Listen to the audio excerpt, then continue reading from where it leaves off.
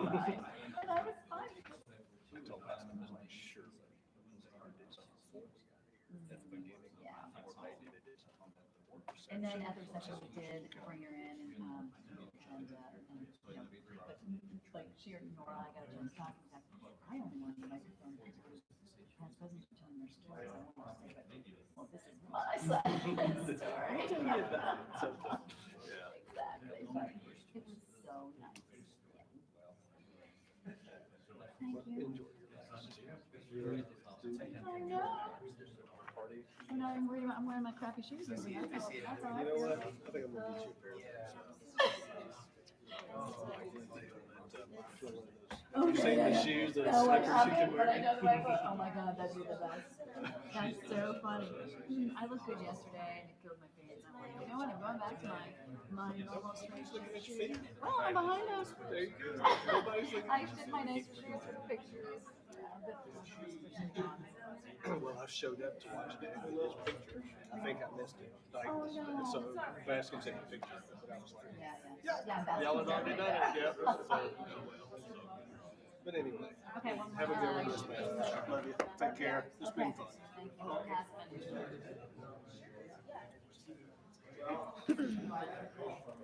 been.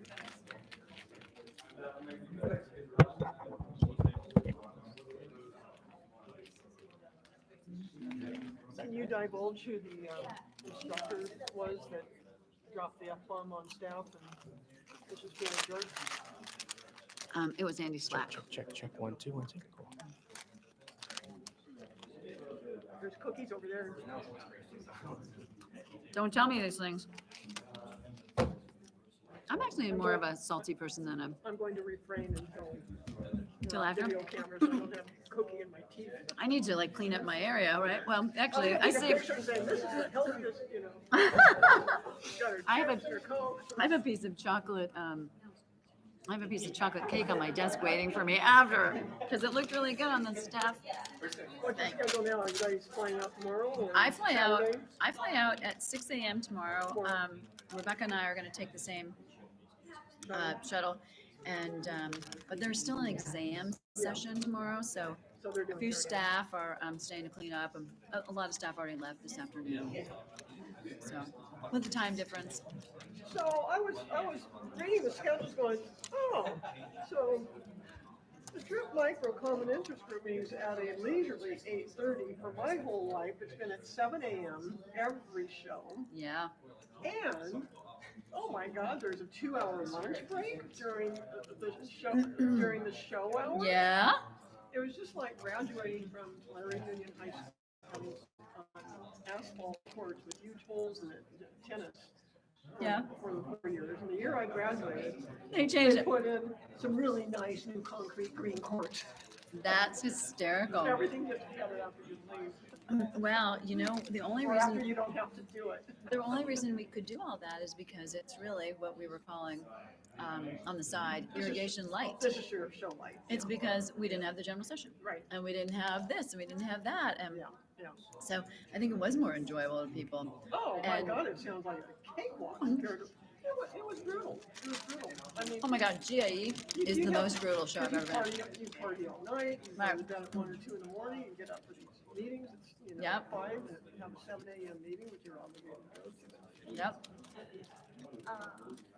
So That I I'm just don't gonna know. let you guys know that we're live. So and the mics. Okay. So just so you know. And I haven't heard anything. Why are you starting live yet? So it's 2:45, so people can have time to log in. He has time to. Sometimes it takes 5 minutes Okay, for the everything I stream to said go, just so makes me sound like that's why I lovely. said it that time. Okay, good to know. And I put in a chat message in there so they know we're starting in 15 minutes. We only have one person on right now. So. Let us know if you have any questions. Okay.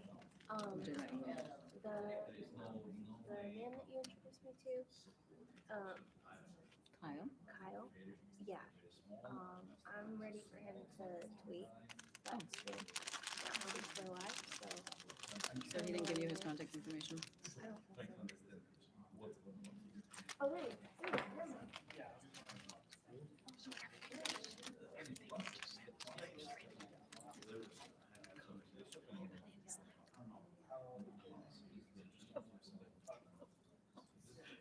care either, or start time. I don't care either.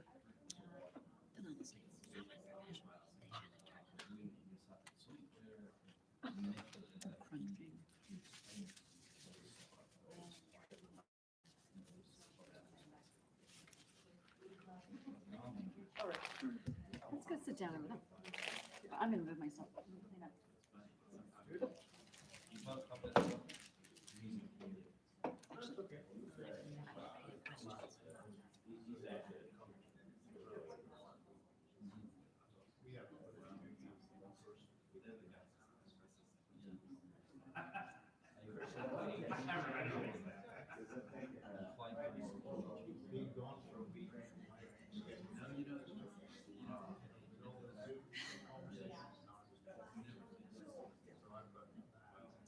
Trying to avoid too much in the week of Christmas, but I had a well, not much.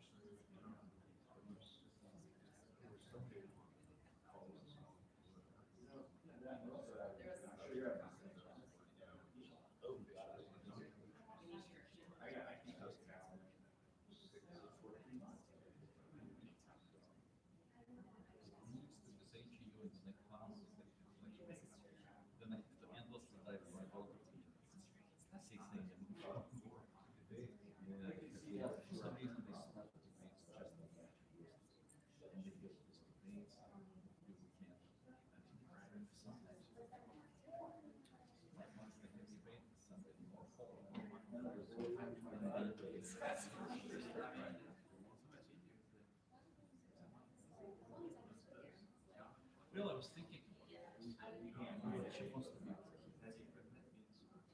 she wants to be our. How old is she?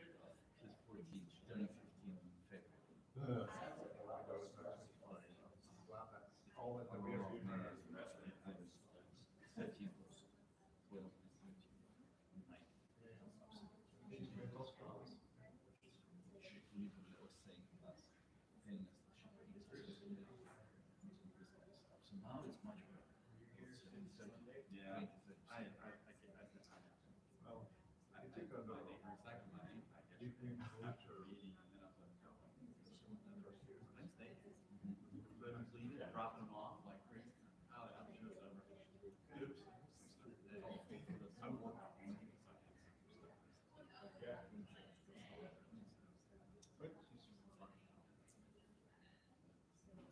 A little long. I'm waiting to reach. I wasn't very pregnant, so she went insane. I'm going insane. I didn't have much.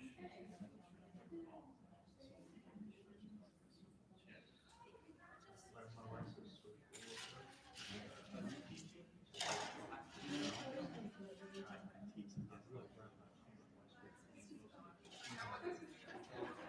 Hey. Okay. I was afraid of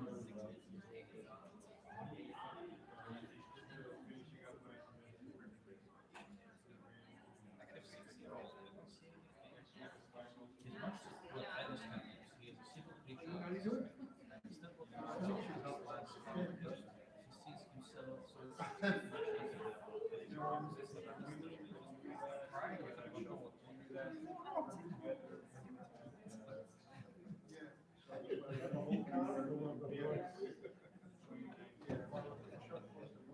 Well, what really was the problem?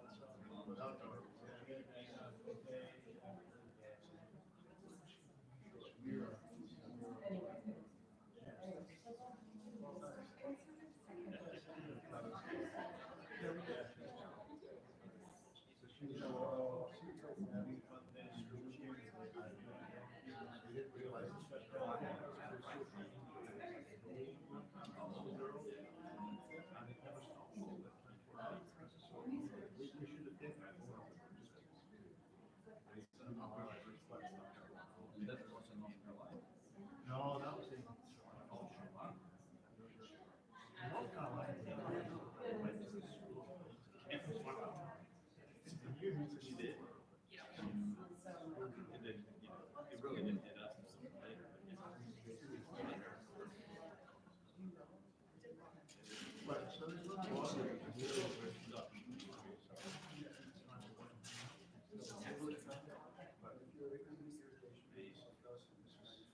not understand it.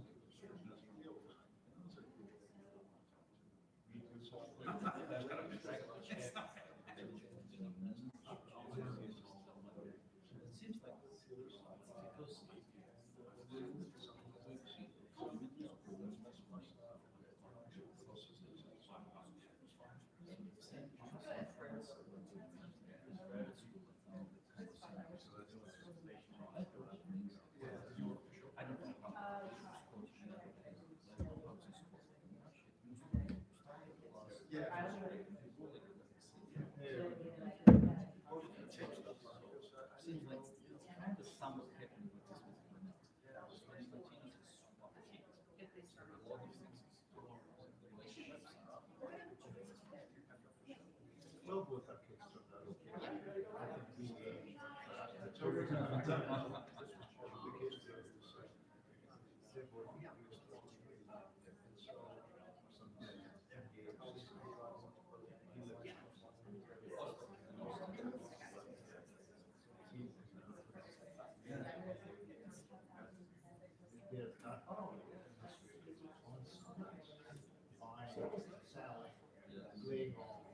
some engaged. My brother was in Microsoft, now he's on Facebook. 4 years ago, 8.5 years. Yeah, same here.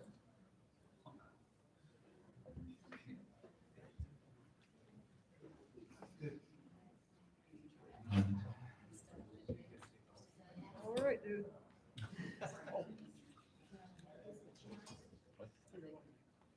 Oh. Over there. Once I say something stupid, I can't take it back. Going over, Wow, the room is just full. This is great. we need like a laugh track or something, give it some background noise, they can pipe in. Just be aware.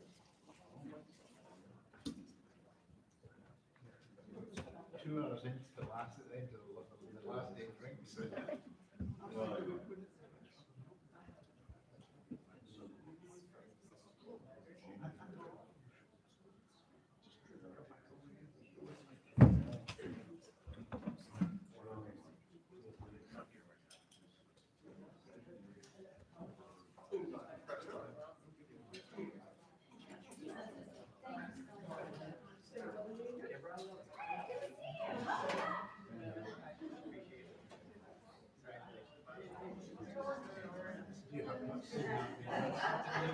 You know,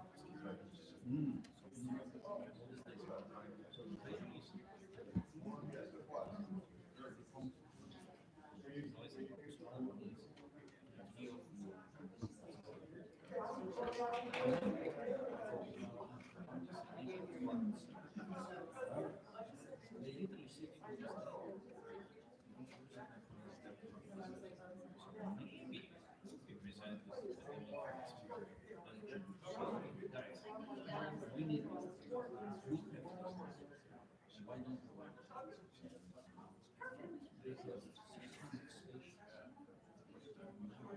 Checking out eating, they had over for more than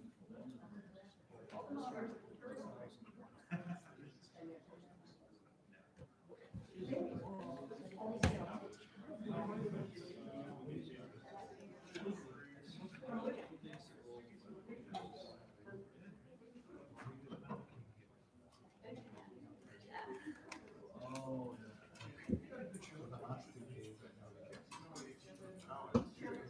so people can be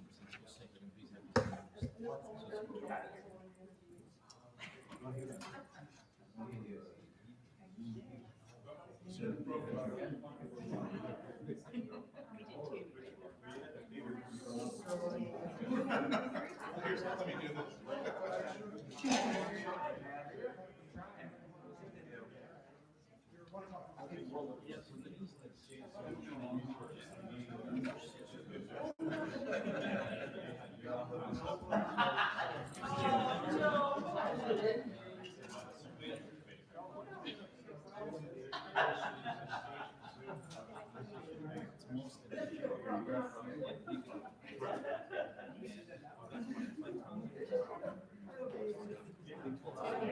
What's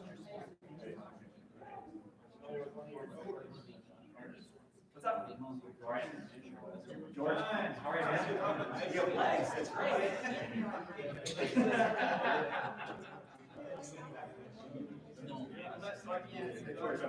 Yeah, exactly, exactly. Just last night.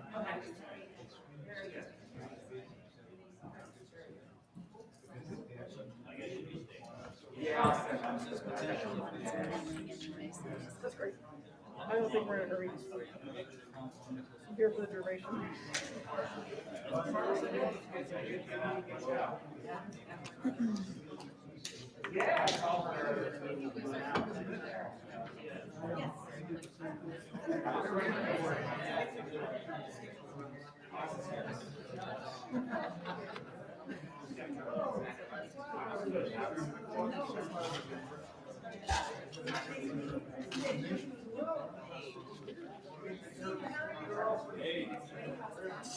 Sorry.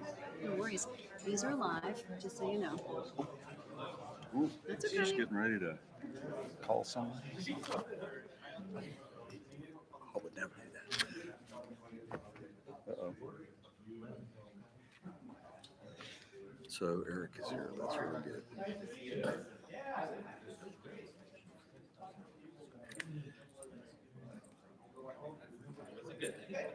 You also got tall. Taller than me. Kind of always been tall. Well, you got that way as far as I'm concerned. You couldn't tell You we were were just, tall on we Zoom. were the same height. Yeah, that's right. You're only, what, 6'0". 6'0". Hey, I just got bumped up to 4'0". Did you? Intelligence. Good for you. Because of your win, largely? Yeah, well, just the record, the last 2 years record. Mhm. You're at 3.5? I started playing again as a 3.5. Which means that now league and tournaments are at a higher level, so I'll try and lose everything now. For a while. Yeah. Challenge. You didn't get a chance to meet Brent Alverman from Texas A&M. He was going to be here today. He was here yesterday, but he had to go home because he was having a health problem with his wife. But he's a Yeah, so what's going to happen is there's a strip like 10 minutes, like with a little bit of the research. So we divide it into 2 5-minute segments. We're going to show one before, one piece before we start, and then one piece between you and Engi. So anyway. Yeah, exactly. Stand up, stretch, and yeah, exactly. Yeah. I agree. We're going to talk about It's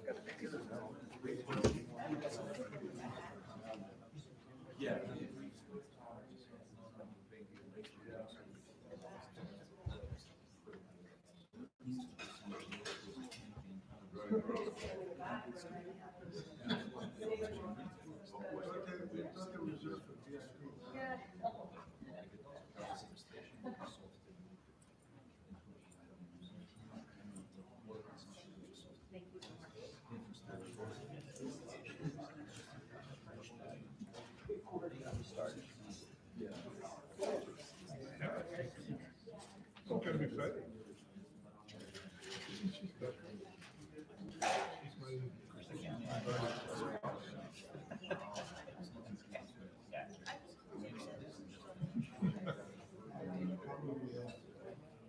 So Deborah, am I the opener? I think she has you being the opener. Yeah, Tim at what? The podium, welcome. So your project is And now. I better just go do that. Do you have your notes? There you go. Turnout's not too bad. No, it's good. You call 20. It's like 30 right now. Good.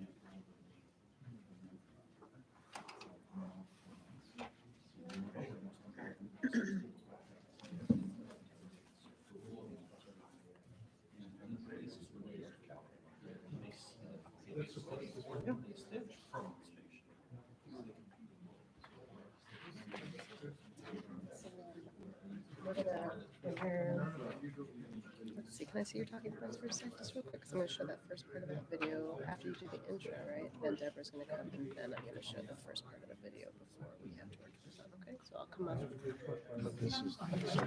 I'm going to exit. I'm going to stage manage. You're going to step down. Deborah's going to stand up over there while I get the video up. I'll just So I'll just look at you when I'm ready for slides.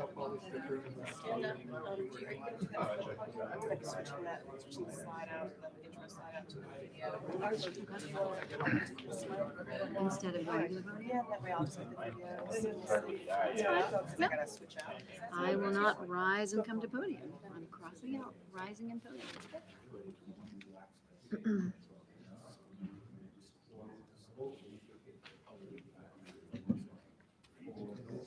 You ready to go?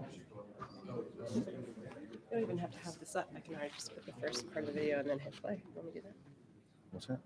The video, I don't even have to have, do you want me to have this intro slide up? It looks nice when you walk in, but I can just go ahead Oh, I and put thought the we were video doing up. that down here somewhere. Yeah, after Deborah gets up. Oh yeah, because you're gonna do this first, so we keep this on. So glad that, I'm so glad you have it written down. I think so. Whenever Susie gives you the go. Let's keep it. Okay. Okay. But yes, absolutely. Thanks for coming, Warren. Okay. Thanks, everybody. Appreciate you coming. This is toward the end of the show. Recognize that. So we have a good turnout. Thank you very much for coming this afternoon. We look forward to this time together. It's been a very good week. This has been a very interesting week for me, especially to meet lots of colleagues that I've spent many hours with on Zoom and haven't met face to face. So that's been especially good for me to have that opportunity. It's been an exciting week for us as well. And I think the show has gone very well from what I could see. I think IA should be very happy with the success of the show, the attendance, the presentations, the enthusiasm that all of you have brought to this show. So today on this session, we are entitled, which is entitled Irrigation's Economic Impact and Industry Research Needs. That's what we're going to be discussing, and we will present some information on the Irrigation Innovation Consortium. And this is sponsored by us and by the Irrigation Association. So we appreciate that. Let's see, I think I have some slides here. A bit about the IIC. First of all, who we are. We are irrigation industry leaders. We are researchers. We are other partners as well, working together to advance efficient and effective water management. Our mission is to drive development and adoption of advanced irrigation technologies and strategies. What we do, we support collaborative research, training, demonstrations to generate and share useful and actionable knowledge. A bit about our activities, which are summarized on the left there: driving adoption, improving tools, managing critical water resource challenges, with some of the specifics there on the bullet points.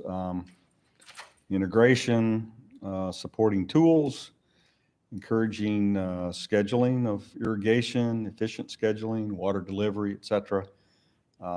Building networks, that's a very important part of what we do and what we're doing here at this show today. Demonstrating our benefits, the benefits of this work that we do, harnessing creativity and capacity of both public and private partners. I'll speak to that in just a moment. Wrong way. Our executive committee, which reflects our founding members, our universities, and we have some here today. Alan from Colorado State University. I won't go through the whole list there, but we have five universities, industry partners, the Foundation for Food and Agriculture Research, which we'll describe, and many of these folks are here today. In fact, I would just ask if you are either on the executive committee or a member, or you've been a research partner, would you raise your hand? Thanks for that. So we have quite a few here today. Thanks for coming. Yeah, so that's our executive committee. As you can see, it's a real diverse group of folks, many of whom are very familiar with this organization, and we're funded largely by the Foundation for Food and Agriculture Research, based in Washington, D.C. The FAR has invested since the formation of the IIC about $4 million in research and activities described earlier, all of which has been matched, actually more than dollar for dollar, by industry. So we've had quite an impact, I believe, and we'll be talking about some of that today. We've conducted over 30 collaborative research projects over this 4-year period. We have 45 entities, public and private, that have contributed and been part of our research and our activities, which has involved over 150 researchers and plus students that have been involved in our work. So we feel that these stats alone make quite a statement to what we've contributed in the last 3 years. I think I didn't introduce myself to begin with, and I'm Tim Martin. I'm the executive director for the IIC, and it wasn't a bullet point on the slide, so I forgot it. But I'm a new executive director, having come in last year in the midst of COVID situation, and this is my first real opportunity, as I said earlier, to meet a lot of people that I've developed relationships with over the last year plus. So it's been quite an opportunity for me. You can learn more about our organization at this website, irrigationinnovation.org. And also we have some materials in the back, some short hard copies on our organization, some flyers, et cetera, that we hope you pick up and take with you. So with that, I think we'll transition into talking about today's presentation. And first I want to introduce George Omek. He will be the first speaker, and we'll discuss about the economic impacts of the irrigation industry. And George is with the Headwaters Corporation. He's an agriculture and natural resources economist with a lot of experience. I've known George actually for several decades, and was real happy to get reacquainted with George through this study over the past 6 months or a year. So George brings a lot of experience in resource economics and public finance and mathematical studies. We're very fortunate that he's taking the lead in this study, so he'll be describing that. Next, I'd like to introduce Engi Bisconer. She is a sales and marketing consultant, having worked in the industry for many decades, a few decades. Once again, yes, not many decades, a couple. I think almost everyone in here knows Engi. And I actually discovered this week, being out on the floor and circling around, lots of people, oh, I see, Engi Bisconer is working with you all, and it's working. Yes. Oh, we think the world of Engi. So she's very well recognized in the industry, and we are very fortunate to have her present on a study that she's been leading for us, which she will be describing very soon. With that, let's see, are we going to do the video deal now or introduce Deborah? Introduce Deborah? Okay, this will take about a millisecond to introduce Deborah because everybody knows Deborah. Deborah, as you know, is president of IA or CEO of IA, and she's on our executive committee. I have been so fortunate to have Deborah bringing me into this community over the last year. She's been such a great partner and very supportive of what we are doing together. So I think I'll keep the introduction at that and turn it over to Deborah to speak a little bit. Thanks, Tim. We're going to start talking from this panel. We've decided, so let me know if you can't hear me. We're sharing mics here. But yes, thanks for the introduction. Deborah Hamlin with the Irrigation Association until December 31st of this year. So celebrating my retirement, but really pleased that this is going to be one of my last official responsibilities to talk about the IIC with this industry and this association. So as Tim mentioned, the IIC has been around since 2018, and I had the privilege of actually making that announcement at CSU in 2018, and I thought I was thrilled to be the one that was invited when all these other universities had done all the work to get it together, but they thought it was fair to have sort of the non-university person be there. So, and I've had the honor of sitting on that executive committee for those 3 years. I also was a part of the search for Tim, so I had a part in hiring him, and we're really excited to have this leadership for the past year. So, COVID has been a hurdle for a number of things, including some of our progress here, but now that we're back and Tim's in place, we are really ready to roll, and this is somewhat of a kickoff again.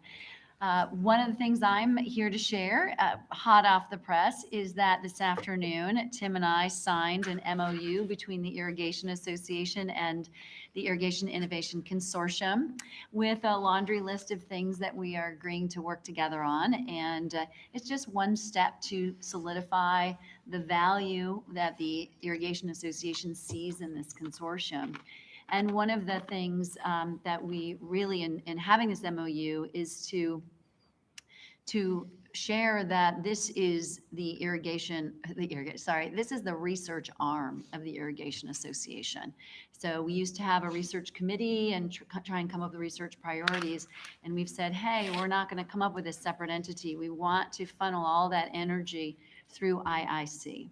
So really pleased with that partnership and really happy to be involved. And one of the things as we were getting ready for this panel, we said, I had just gotten through my email a 10-minute video that they put together to show these really, I don't think all 30 of them are in there, but we've done 30 to date, but their most current research projects. And I said, is there any way we can show this? So we don't want you to sit through 10 minutes. So we've broken it up a little bit. So we're going to give you the first half of this video, which they're really called their virtual field day. But I think it is a great taste of the kind of projects that this organization, this consortium has gotten into. So Amy, let's hit the video. Oops. Pause. Do we have the AV guy? It's. Welcome to the Irrigation Innovation Consortium Virtual Field Day. I'm Tim Martin, Director of the IIC. Our research, demonstrations, and training programs support our mission, which is to accelerate the development and the practice of efficient irrigation.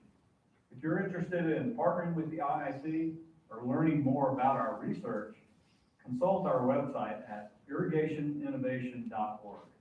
Thank you and enjoy the field day.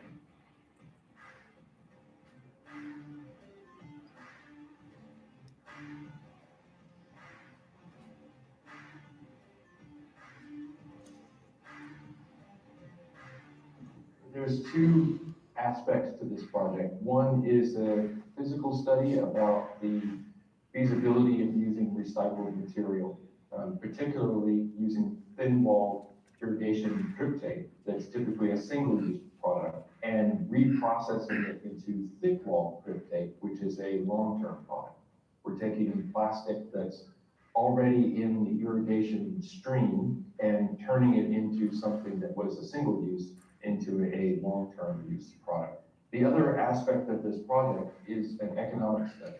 And that's where the innovation lies, was that having these recycling operations is inherently limited by distance and limited by the relative price of new resin. The premise is that for recycling to be feasible, there has to be somebody local who knows where the single-use strip tape is being used, it has the resources to go and pick it up, and can transport it back to the production facility where it's turned into new thick wall tubing. Drip irrigation provides incredible and significant benefits for growers around the world, but if that drip tape goes to a landfill, many of those environmental benefits would be offset and negated. So it's really important to me personally, for our company, our management, and our staff to ensure that we have a long-term viability of this amazing drip irrigation technology. In summary, we're pretty excited about this. Could take over 100 million pounds of single-use plastic and going to a landfill each year in the United States. And it's really only coming together due to the work that the IIC is doing. I'm interested in the irrigation research that the National Renewable Energy Laboratory is doing here, because I think that's going to help our site for better learning how much or how little water we need to put on crops around our plants that we grow out here. A major goal of ours is to understand the trade-offs between how much water we might be saving compared to the changes in vegetation performance. We might see an increase or decrease in vegetation performance depending on where that vegetation is in relation to the shade of the panel. This project is innovative for a few different reasons. One, this is the largest agrivoltaic research site in the entire country. Two, this site has not only crop production happening underneath it, but also pollinator habitat and native vegetation, as well as pasture grass that allows us to better understand the impacts of this partial shade on vegetation performance of different type, as well as on irrigation needs. My hope is what we learned here at Jack Solar Garden will not only help us in growing crops better underneath our solar panels, it also will help out other farms across the county as well as the state in figuring out more so of how much water is necessary for growing different types of vegetation.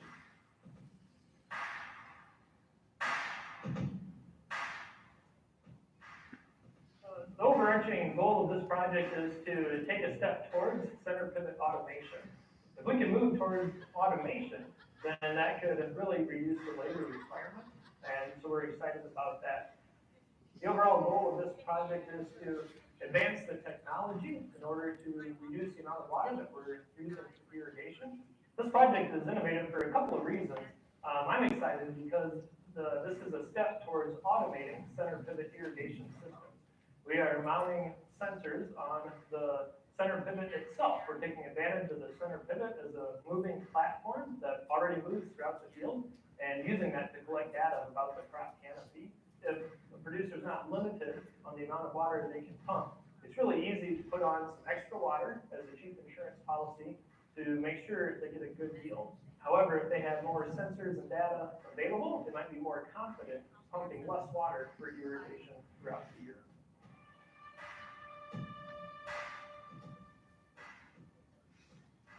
It's been shown for a long time that soil moisture probes in the ground can save water.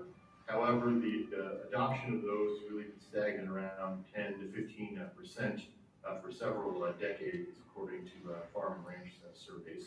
And so we have a problem with basically how do we scale up that kind of technology.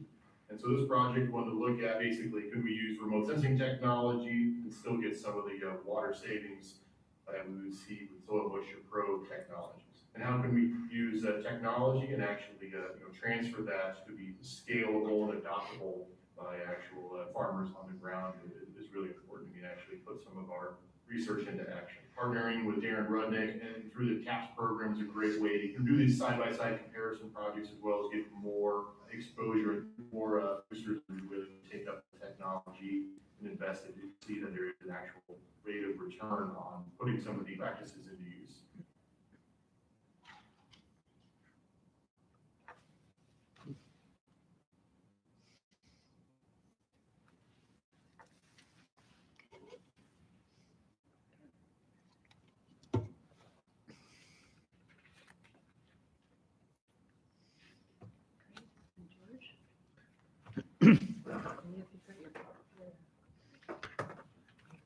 Oh, you ready for me? Yeah. All right, I'll talk from here. All right, thanks.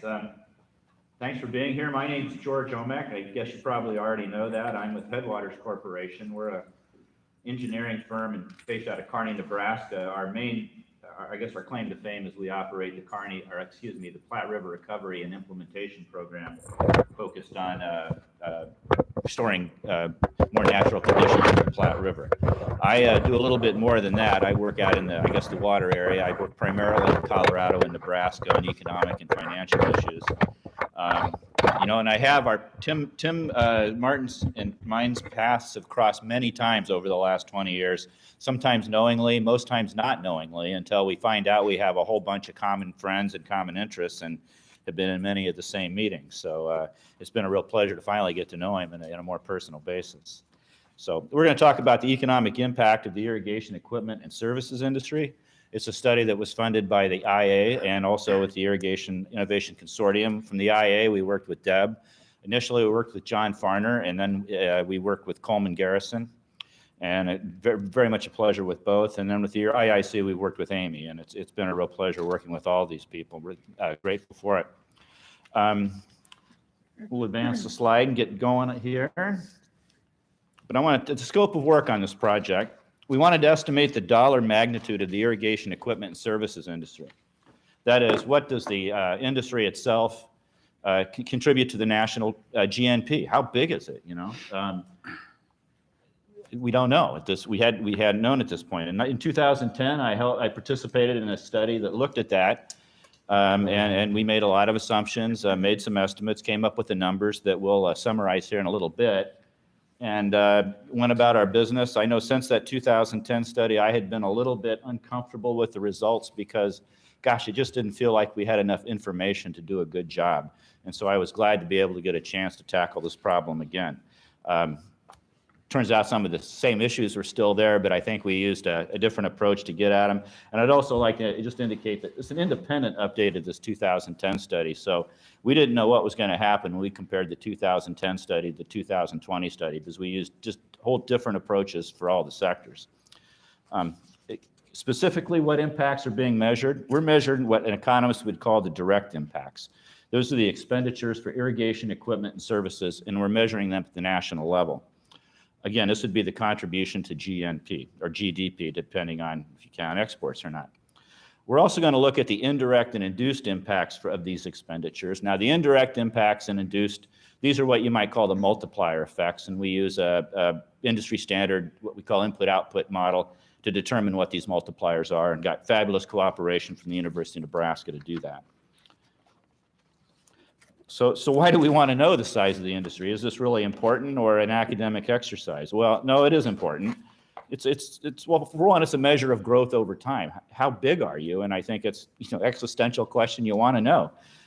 It's also can be a measure of political clout, both at the national and regional level. And maybe when I was thinking political clout, I was thinking maybe more at the regional level in terms of helping to formulate and drive water conservation policies or things like that. It also helps with manufacturer and supplier benchmarking, knowing this information. And then it also provides information, information for investors and creditors of the industry. And I think this maybe is the most important, at least from my perspective. It identifies factors driving the industries and their relative influence in the market share, the different components of the industry comprise, and then potentially that might give you an idea of some of the investment and credit risks that maybe new investors into the industry might be looking at. As you know, it's a mixture of public and private firms. From a public firm perspective, I guess if I was an investor and had money in a portfolio to invest, I would want to know if I was going to invest in your company in this industry, how much clout do you have in the industry? What's your market share and what's my risk? And so this is just maybe some initial foundations of trying to measure these parameters. And of course, I've already alluded to data constraints, and I think I probably don't have to do a lot of work convincing you all about that there are a lot of data constraints here, just given the character of the industry. It doesn't fit into a single industrial classification. That is, if you know of SIC or NAICS codes, NAIC codes, it falls across several of them. So you really just can't go to the BEA annual data and see what it is, I guess. And if that had been the case, you wouldn't have needed me.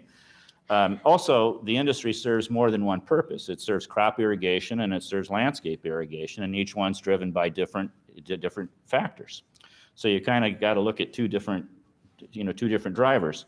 It's also characterized by a few large firms, some publicly held and some privately held.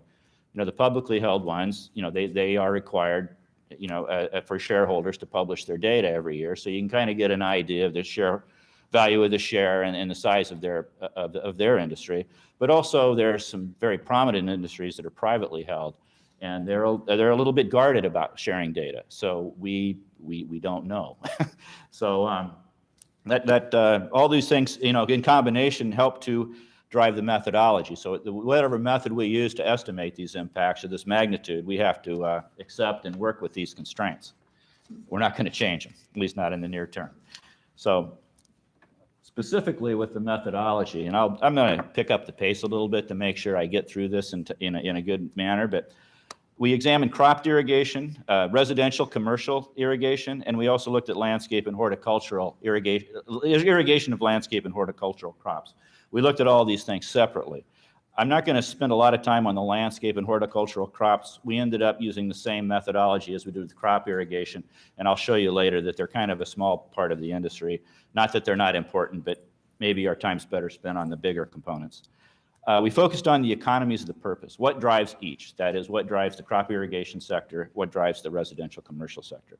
We developed bottom-up methodologies for each. When I say bottom-up, we had to go to what the areas they irrigate, more so than looking from the top down from like annual financial summaries. We went down and looked at the acreage irrigated, for crops, what would be a representative investment for these acres, and then tried to work that up from the bottom up to a national level. So it was, as you can imagine, it took a lot of information, a lot of assumptions we can talk about later. We used steering committees to help focus our research and information gathering. We initially put together, we have two great steering committees. Our initial one was with partners of the IIC. They were primarily crop irrigation specialists, and they were very helpful. But as we got along with the study and we came to better appreciate the influence of the residential commercial sector, we started calling residential and commercial experts pretty regularly and frequently, because, and I guess I called them the ad hoc steering committee. We didn't really make a organization of them, but we used them like a committee and used them, and they were very generous with their time, and we were grateful for that. We also, just to complete the picture, we have a foreign trade component, because if we're just looking at the domestic market, a lot of the firms import and export. So even if we didn't give it a real rigorous look, we at least wanted to account for the foreign trade component. And kind of funny, the foreign trade component, we had the best data of the study in the foreign trade area. So from a crop irrigation perspective, we looked at three irrigation technologies: surface, sprinkler, and drip. We estimated the expenditures per acre and trends, that is, changes in number of acres of each technologies, for several different categories of expenditures, including expenditures on newly irrigated lands. That is, we had to look at the costs of developing newly irrigated lands and how they might change over time. Personally, I'm a farmer myself. I'm going to start irrigating next year, believe it or not. I will be a statistic in my next study as a newly irrigated land. We're looking at replacements, we looked at system upgrades, and we looked at system conversions. In many cases, we actually had data for this. We could get it from the U.S. Census that's published through the through NASS, the National Ag Statistical Service, and we could get good data for these things from 2018, 2013. A little bit not as good data from previous studies or previous censuses. So we had at least, and I say this a little bit tongue-in-cheek, at least two good data points for everything we needed. So you can connect two data points with a line. And being a little facetious, but sometimes it came down to almost that. So we looked at rates of conversions and costs associated with these types of systems. So we, as you can see, we use census data. We supplemented that with professional judgment, and professional judgment covers a wide area, and we can talk about that over a beer sometime. We also, you can see a clear relationship between crop prices and expenditures, even with the limited data we had. And of course, that makes sense. You know, need I say more? You know, higher crop commodity prices, the higher the expenditures. But it's a very, very sharp relationship. We had information on prices. We had information on expenditures. So we could put together a little bit of statistical relationship there. We call these price elasticities in economics. They measure the responsiveness of things, the demand to price. We kind of, and I shouldn't say kind of, we did. We put together price elasticities for various types of expenditures, so we could see how crop prices might influence demand. It's not an in-depth study because we didn't have a lot of data, of course. Then we used FAPRI estimates to look at future crop prices to try to give the model a little bit of predictive capability. So FAPRI stands for Food and Ag Policy Research Institute. They're an outfit down in the University of Missouri that puts together commodity price forecast for USDA. So they have a measure of professional acceptance in the professional world. And as you can know, these estimates are uncertain. We thought maybe we had since we had a little bit of statistical data, we could maybe put together some confidence intervals, and some parametric statistics to otherwise enlighten you about these numbers, but it didn't work out that well. We just didn't have that much data. We also had looked at some other explanatory variables just in addition to crop prices, particularly weather and weather changes, because personally, my decision to irrigate on my own farm was, I think, weather extremes we're experiencing. We're getting very dry years, very wet years. We've got them all within the last 10 years. It seemed to me irrigation was rational crop insurance for me, and so I'll be implementing that next year. But data-wise, I couldn't find anything from a national level that really let me use that variable in the equation, although I know it's important from a personal perspective. I'm going to go right to the results. We have a lot of assumptions that went into this model in terms of how much per acre we assume for sprinkler systems, for drip systems, for surface systems, and also the rates of conversion and rates of adoption. I'll save those for later. You know, nothing more boring than an economist going through a bunch of assumptions.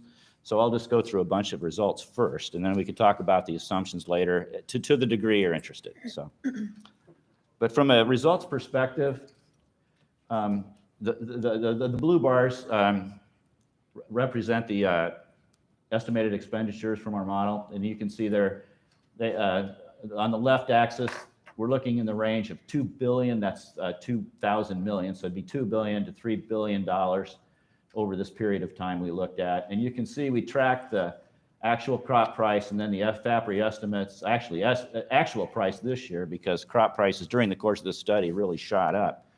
And then we looked at FAPRI prices going out, and we just kind of showed the relationship, or at least we thought the relationship between irrigation equipment expenditures for crop irrigation, and we used the price of corn as a proxy in this particular example. So, and you know, I guess it's not hard to convince somebody that the crop prices have an influence, but there you go, we've demonstrated that. We've kind of laid this out by category of expenditure here, and I won't go through that individually. You can see that in the report, but we did look at each category of expenditures. They don't quite add up to the previous graph, as I have imports and exports included in this graph. So, moving on to commercial and residential irrigation, and this is kind of where we didn't, you know, we had maybe less data than we had for the crop irrigation. So I want to go through what we knew and what we didn't know.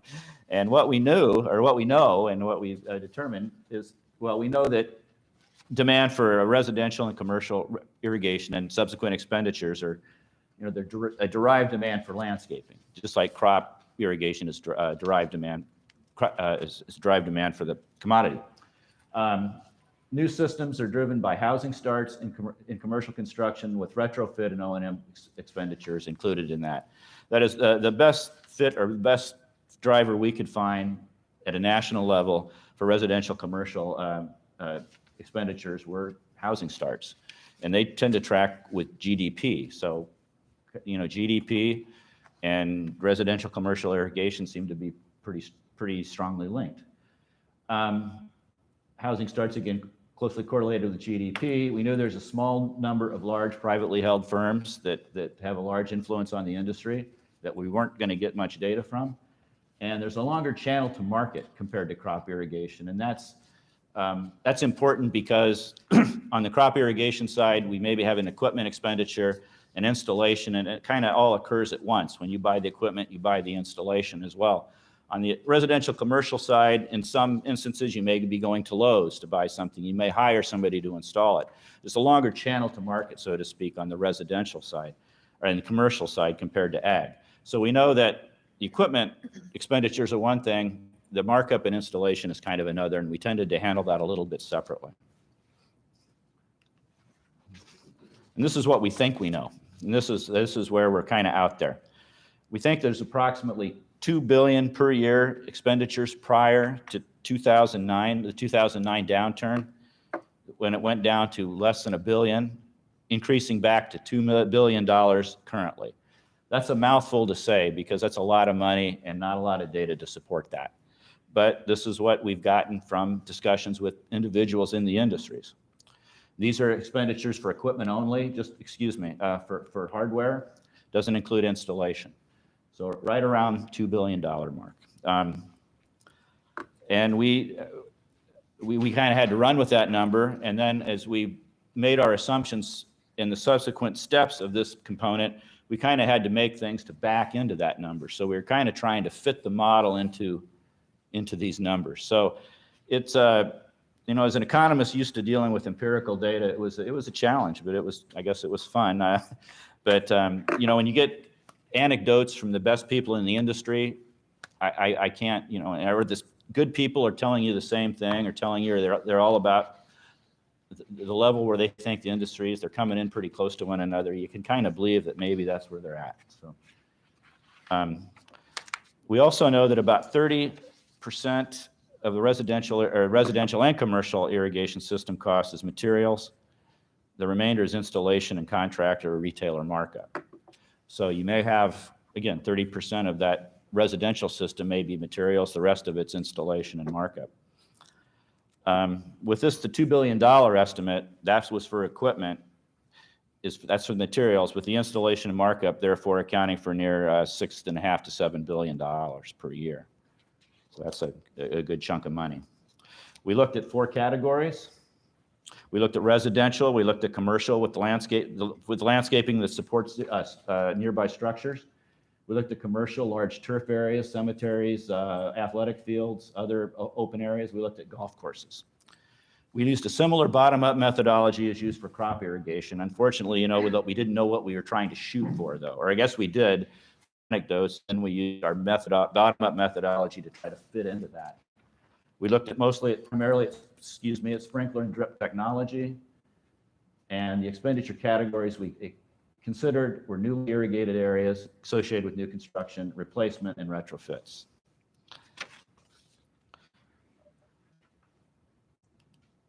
Due to data constraints, we had to use the following things in a significant manner. We had a lot of discussions with industry representatives, as I've already discussed. We made a lot of assumptions, and we're willing to talk about those assumptions and massage those, or however we want to deal with those assumptions over time. But we'd love to talk to anybody who can help us out on those. And then we also used, I guess you'd call a reasonableness test, if there's anything, if that means anything. It's not an official thing, but again, we don't have empirical data here, so it's difficult to quantify the uncertainties, and it's also kind of difficult to quantify the confidence interval you may have around that. But we do have, hopefully, it meets the perception of the industry experts, and in subsequent studies, maybe we can find a way to improve on that. In terms of residential and commercial totals, you can see on this graph, I've added them two together. These are the direct expenditures for equipment and services. The blue bars are residential and commercial combined for equipment. The orange bars include the installation and markup. And you can see the residential and commercial direct expenditures end up to, our estimates are about at $2 billion, approximately what our industries help industry assistants or assists thought they should be. Moving along, we just looked at provided a little bit more detail for the residential expenditures over time. You can see them take a big dip during the late 2000 knots associated with the recession then, and then working their way back up to the previous levels over time. Similar shaped graphic with commercial expenditures, maybe not quite as precipitous decline in the 2000 knots, but then recovering and just slowly moving at about the same rate as the economy since then. We broke down these commercial expenditures, just given the potential interest of the audience, just between what we estimate is used for irrigating around structures, what's used for irrigating large open turf areas, and what's used for golf courses. Foreign trade, we got that from the Foreign Ag Service and Department of, I forget, credible estimates though, but you can see the levels of exports versus the level of imports, at least for those few years. They haven't tracked this data for a long period of time, but at least it is empirical data. In terms of a summary, industry-wide summary of direct expenditures for crop irrigation, residential commercial irrigation without installation, so the equipment costs are pretty close to one another in both sectors of the industry, at least by our estimates, right in the $2.3 billion range. What really puts the residential commercial side in a higher realm is just when you start including the installation and markup that go along with residential and commercial. Landscape and horticultural irrigation is a pretty small component, 56 billion as we've estimated, and then net exports can consist of nearly $300 billion. Together, these add up to about $8.9 billion.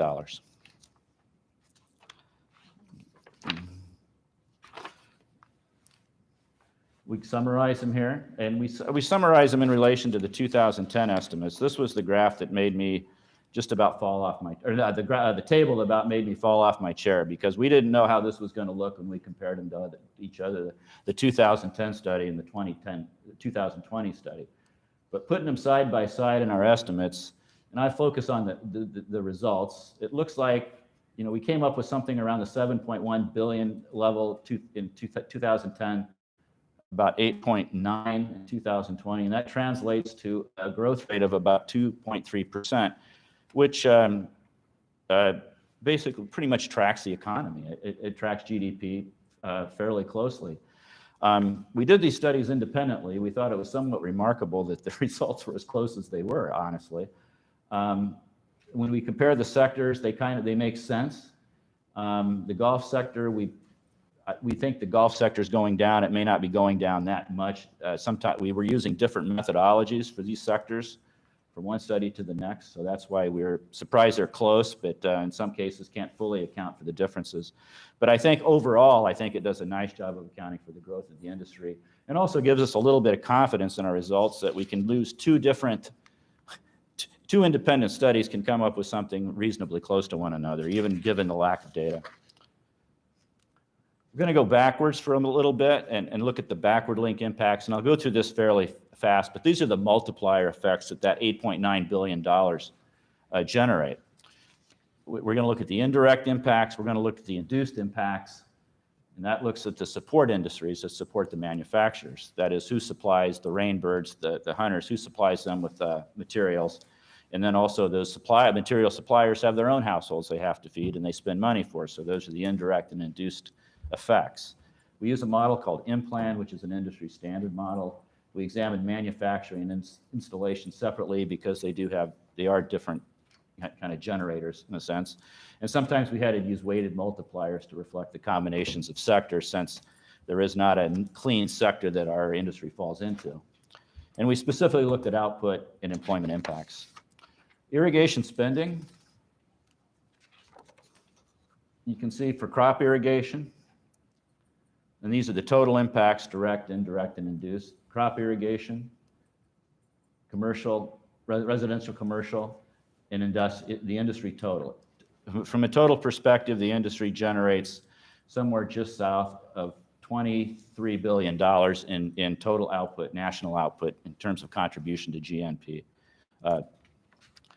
23.3 specifically.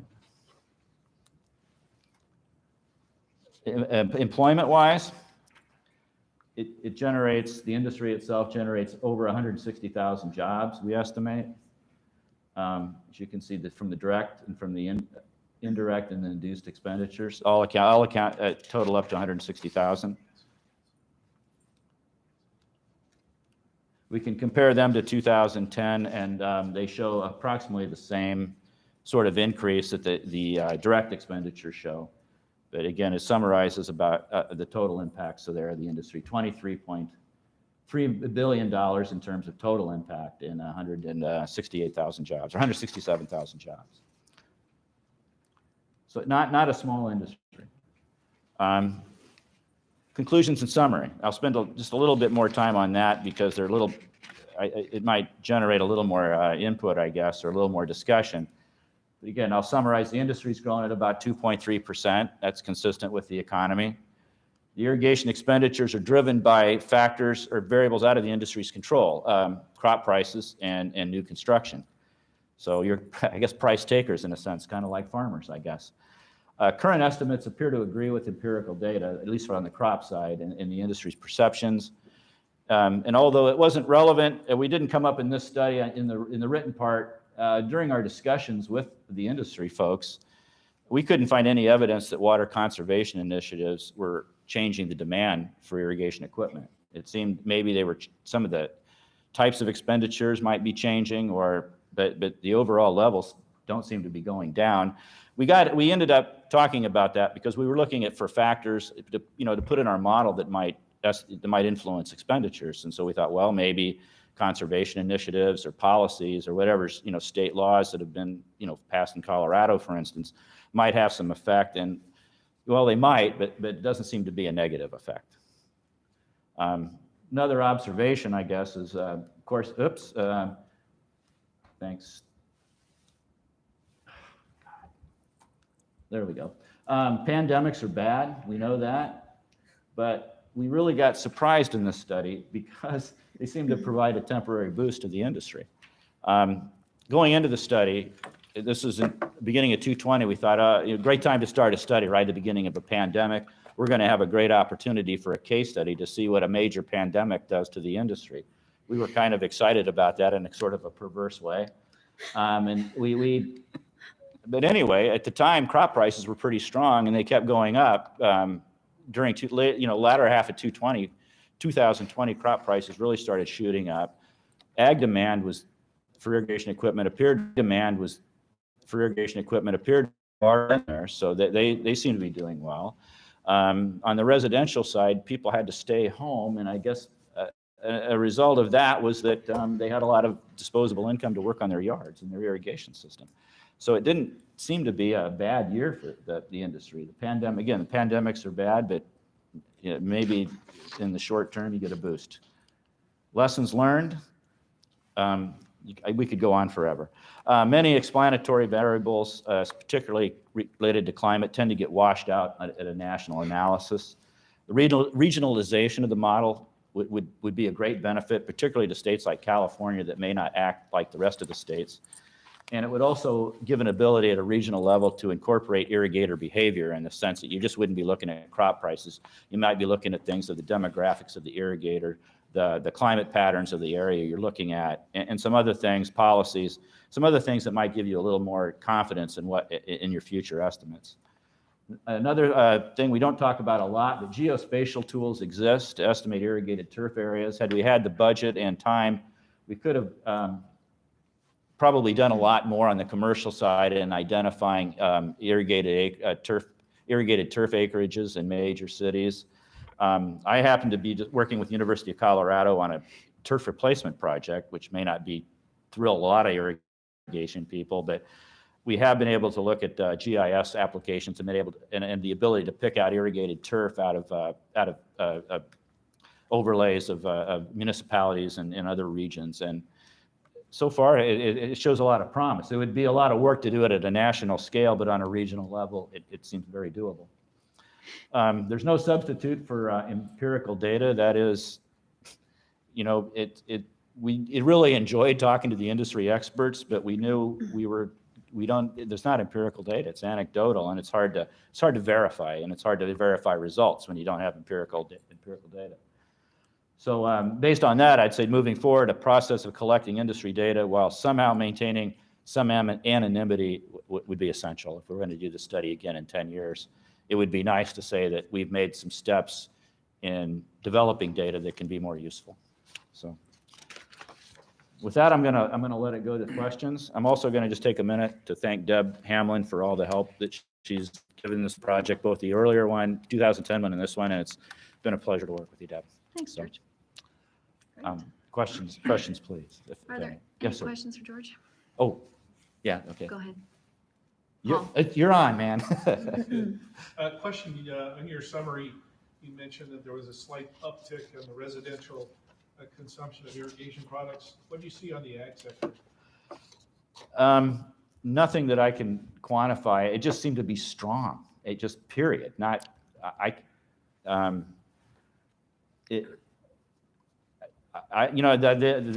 well, ag has just been strong, and I have to say this, it's been strong due to the crop prices more than COVID. Heck, where I come from, the farmers, I mean, COVID doesn't hit Iowa. I don't know if you know that. No, just kidding. But then I'm not going to go down that road, but it really hasn't affected a lot of decisions that my farmer friends make at this point. Climate change, whether you believe that exists or not, that has. Because we're seeing a lot of irrigation systems coming up. I live in southwest Iowa near the Omaha, Nebraska area, Council Bluffs, and we're seeing a lot of center pivots coming in there over the last 10 years especially. So that was going into the study, one of them being the upper Corn Belt and the upper and lower Mississippi's, because it seemed to me that people using irrigation as a crop insurance policy seems to be gaining in popularity, at least in my neighborhood. So. Other question? We'll go Kathy first. Does the National Ag Statistical Survey or other data allow you to tease out the role of innovative technology or irrigation, or how that part of the industry has been growing, or how much our stakeholders are taking advantage of that equipment? I'm not sure if I can answer that. It only comes out, the census only comes out every 4 years, and then you got to think of the questions a year or two before that goes out. I don't know. There's a lot of stuff, and I use that word facetiously, I guess, a lot of stuff in the irrigation census having to do with technology. And I haven't empirically tried to manipulate that to try, it'd be an interesting thing to do. There are also, Chris Henry's here, and I'll make him a victim here, but I know there's also been, at the university and regional levels, some surveys done on technology adoption and things that would just be a tremendous addition to this sort of study that we just didn't have the ability to do because we're looking at a national level, and it could turn into a big job. So, it'd be fun to do in the future to work with this regional data. It'd be very enlightening, I think. Sorry, I couldn't answer your question any better.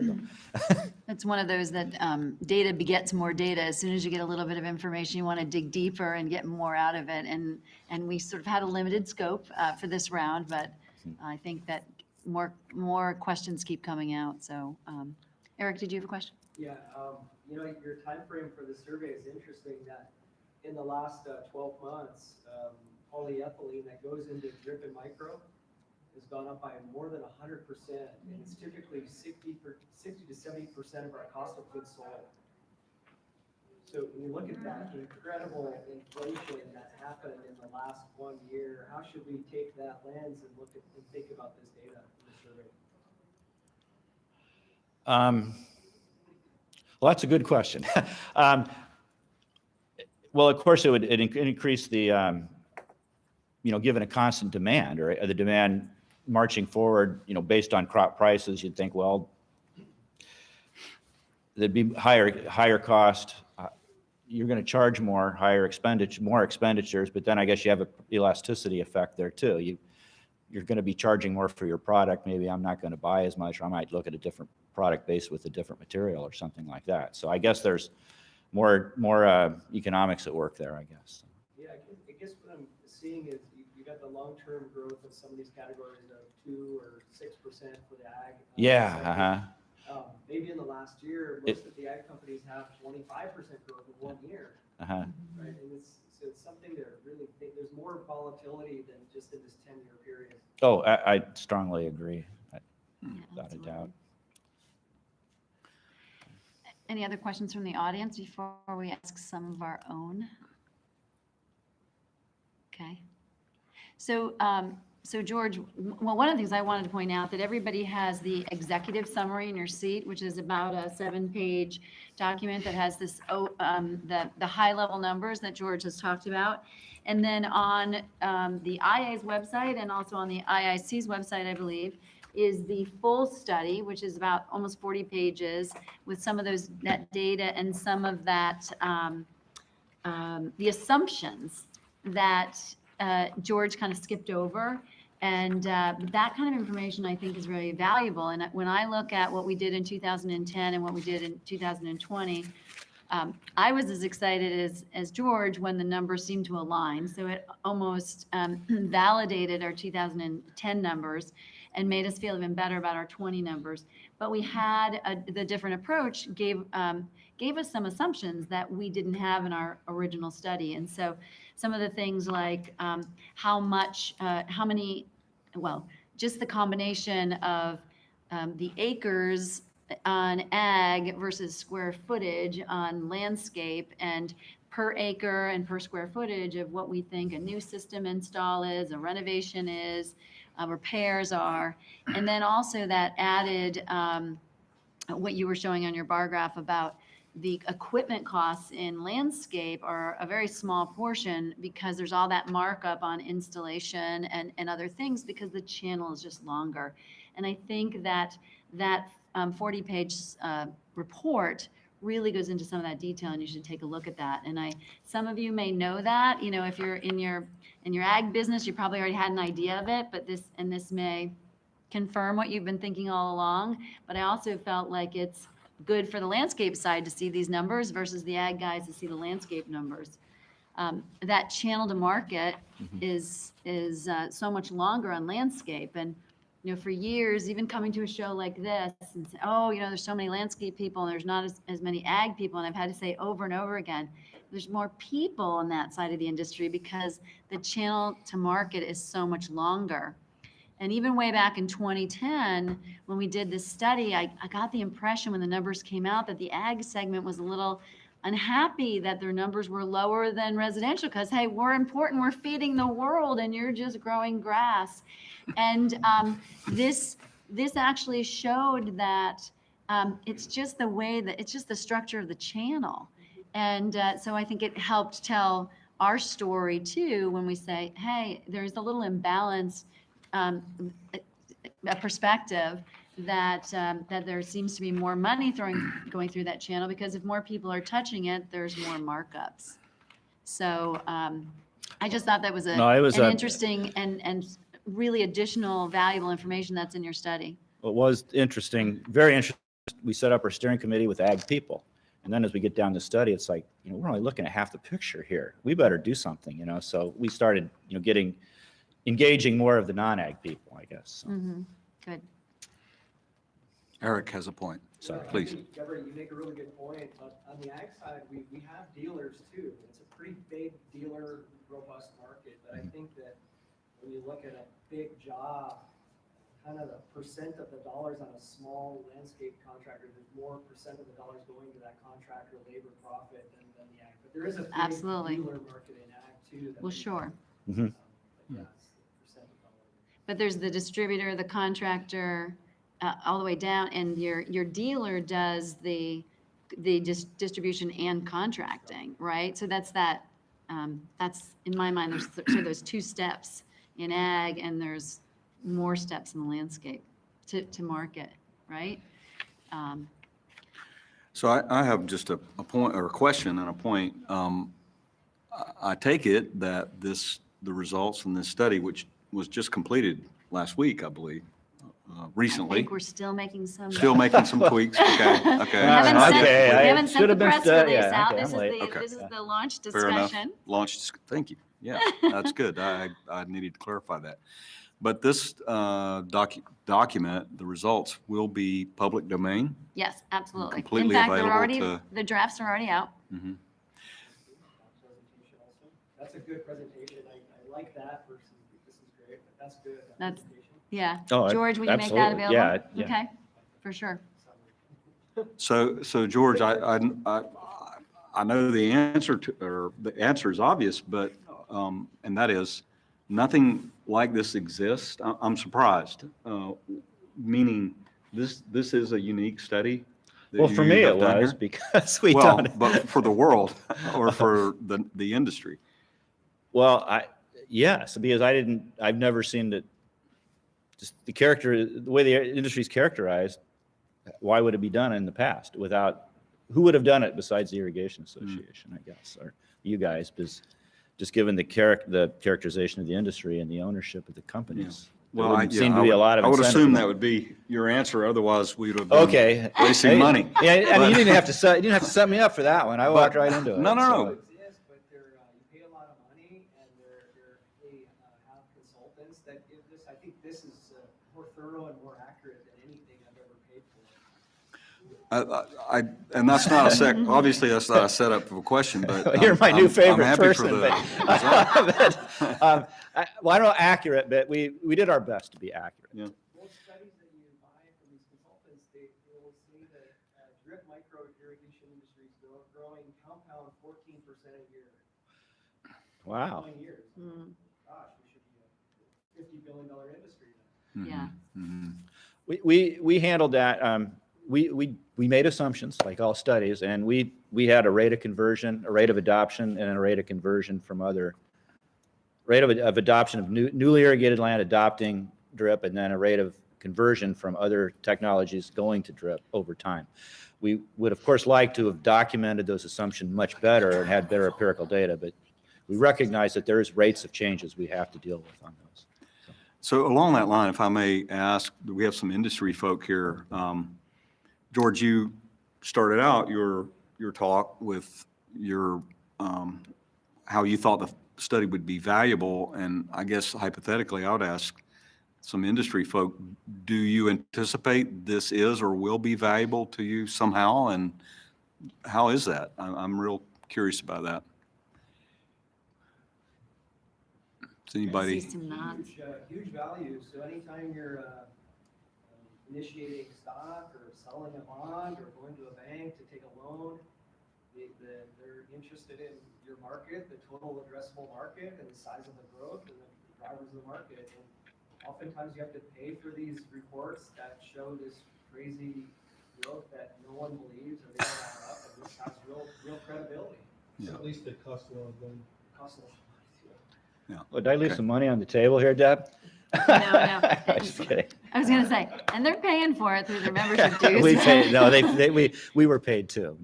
Yeah. Probably not as generous as those people who support bonds, but Right. because this would be something I might go into a bond feasibility study for or something like that. So, Coleman, please. So there's apparently money on the table. Talk about the frequency of studies. And Yeah. talk about volatility in the market from year to year. So looking to the future, what would your recommendation be? 5 years. I just say that. I don't say it arbitrarily, but 10 years seems a little bit long, and less than 5 seems a little bit too quick to see trends start to play out. 10 years seems a little bit long in the sense that it's just institutional memory. And then also, you know, when we did the 2010 study, we kind of did it at a time when the industry was kind of down, and it's a good data point, but it also represents maybe a lower than normal position for the industry. And then when by doing it in 2020, we're getting it maybe at well, of course we had COVID, but we're trying to at least, you know, provide more data, I guess, and more points. But I think 5 years would be, would be sufficiently frequent. Yeah. So. Yeah. One more question, quick question, and then we got to wrap this up so we can go on to the next one. So go ahead, Warren. So in your comments about in the future being more beneficial to get privately held data, especially on the turf and landscape side, do you have any examples of other economic impact studies that you've done and worked with private companies to get that data? Not like this. I have done these impact studies where we have had to work with anecdotal data or something, but the industries have never been this big. I mean, we were working not in the, in the billions of dollars. We might have been up in the hundreds of thousands to millions of dollar range. This is just awful big to have done this much with so little with. So, but yeah, we on the smaller studies, we do it kind of all the time in the sense that you want to look at on City of Omaha, for instance, they want to look at the impact of their new civic auditorium or some sort of new investment. So you look at the impacts of those things, and you don't always have empirical data to work with. You do the best you can and talk to the proponents or something like, and talk to the applicants. But so yeah, it's we do a lot of studies without great data, but this is a big one to do without it. So. Okay, now we've got a couple other questions, but let us get through the other one, and then we're going to come back and open it up and be able to, so remember your questions if you have them. Oh, go ahead. No, do the video. We are skipping? Let's go. All right, we'll do that. What's that? Okay. Good to go? Good. Okay. Please. All right, great. Thank you, George. That was really great information. I'm sure that all of us wish that we had an anonymous source from all the vendors that would get you some better data, and maybe that can happen sometime in the future. So the project that I'm going to talk about is called the Irrigation Industry Survey and Needs Assessment Project. And this was basically hatched the beginning of the summer as a result of the IIC's executive committee directing staff, being Tim and Deb to some extent, and Amy and others, to learn what we need to do as an organization to enhance our value and increase our membership. So that's kind of in a nutshell the purpose of it. And I'm going to walk through the background, the approach, some of the themes and trends that we learned, list some of the potential project ideas that we learned about, either through the survey or through our conversations, and then really close with some of the partnering opportunities and challenges of moving this forward. So as I stated, the executive committee pretty much directed staff, we need to redefine IIC's value proposition and figure out what we need to do to engage and strengthen our membership structure. So we decided to identify some research, education, and technology adoption needs through basically two activities. And it was basically a survey and then a series of in-person interviews. So just as George's project, you had a lot of anecdotal data from interviews, I suppose, so did we. And then our empirical data basically came from a survey as opposed to government data, which I think you depended on a lot. So the team was a really nice triangle of IIC and IIC, and then Colorado State University's IRIS folks who really administered the survey, and they were the survey experts. Okay, so basically the survey consisted of 20 questions. Let me get a raise of hands. Did anybody in this room fill out that survey? Did anybody get it? Yeah, Warren, great. Great, good. It consisted of 20 questions, and first of all, we really wanted to know, who we were talking to, role, title, sector, and then we had a question of, do you think the water and energy footprint of irrigated landscapes and agriculture is important? So we kicked off with that one question, and then we asked, what are your technology-related challenges? And we had a list of many, and then there was always the opportunity to write in an answer if we didn't offer the right answer. And then we had 4 questions on, do you conduct research? Do you partner with others? Do you have any concerns about partnering with others? And then the fifth, which is really the body of the survey, were 10 questions that really went into a lot of detail on what sorts of, for instance, material science or energy and hydraulic science, agronomic and irrigation related, or market research related projects or research are you interested in? And at the beginning, we just had open-ended, do you think this is important? Thanks to Eric, we kind of delineated that into 4 categories. This is extremely important, moderately important, slightly important, and not important. Because, people might just tick all the boxes and say, yeah, that's important, but then we wanted to know how important is it? And then at the very end, we had a open-ended question regarding the needed research that people could just fill in the blank. 15,000 people, thanks to Deb, thanks to the IA for providing the membership email list. This went out to a lot of people. So it went out to over 15,000 people. I used my personal email address list, Amy's, Tim's, the executive committee was asked to provide names and to kind of sponsor, email blasts going out to say, please fill out this survey. And as a result, we got 414 actual responses, which if you didn't know anything about surveys, you would think that's horrible. But actually in the survey world, that's a pretty good response rate. It's like 2.3%. So we got 414 valid responses, and you can see by role and by sector where they landed. So 53% in the landscape, 28% in the ag, 15% said they work both. And then we can also delineate by industry, consultant, on farm, so that would be including farmers, crop advisors, and so forth. Few government and utilities, education folks, and other. So a very diverse audience responded to this survey.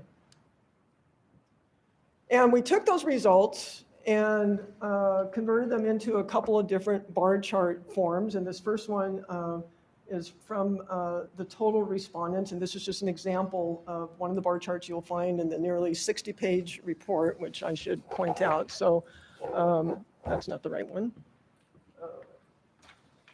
This should also be on your irrigation industry survey. This should be on your seat. And it is hot off the press. I saw it for the first time two hours ago.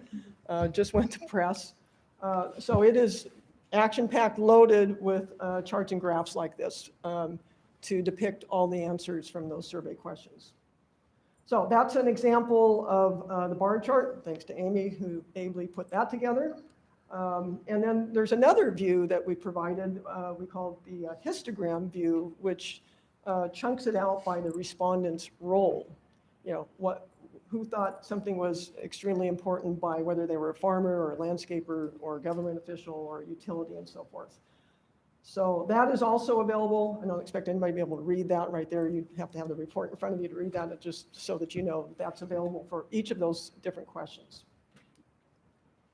Okay, so that was the survey. So that was one prong, and the other prong of our work was to conduct these interviews, these Zoom interviews, because it was done this last summer during COVID. And we had 6 questions that we asked folks to answer, and for I think nearly all of them, Amy, Tim, and I were standing in, and you folks generously contributed anywhere from 15 minutes to over an hour of your time to discuss these topics with us, and very much appreciated.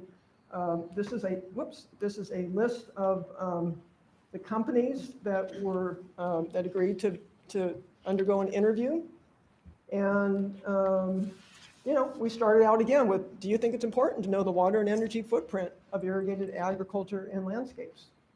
And then what sort of irrigation technology related challenges do you face? And, these were open-ended questions. They didn't necessarily see the survey or had taken the survey, so they weren't prompted with the answers that we had provided in the survey. So that'll be important as I go on here. And then we asked, what kind of research do you think is needed? And do you conduct research? And would you ever partner with others? And could you envision becoming a partner of the IIC and working together to solve some of the problems that we may have identified in the first 2 parts of the conversation? So this was really more anecdotal. The survey, of course, generated numbers that we could crunch and, analyze. The interviews were much more difficult. We recorded them. They are recorded as written text in IIC's files. So they can be accessed, but that was a challenge to really synthesize themes and trends from those conversations in some way. In some ways, it wasn't hard at all. There were some questions that had unanimously the same answers. And then others, it was like, wow, we're all over the board and there's a lot of need here. And then you try to synthesize various people's comments into common themes. Okay, so that was the survey part. And so here in the next few slides, I'd like to try to distill what we thought we learned and heard through both the numbers and the anecdotal conversations. So first of all, water and energy footprint of irrigated ag and landscapes is really, really important. Everybody unanimously pretty much said that on the phone conversations, and it really showed up as important in the survey numbers as well. Very important, moderately important, nearly everybody said they're either moderately or very. And then all different sectors, all the different colors of the different types of people that took the survey were right up there. So in what way is it important? Well, one thing that came out was that it would help us track our water sustainability targets.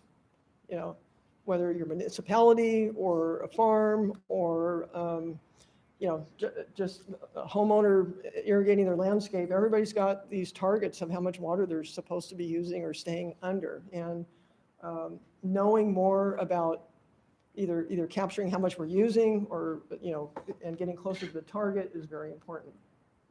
The second one was to benchmark carbon footprint data, kind of a new topic for us in this age. And it's a quickly growing and popular, exciting conversation going on about carbon footprint in relation to both irrigated agriculture, probably primarily, but perhaps landscapes too, the ecosystem services that both landscapes and agriculture can provide.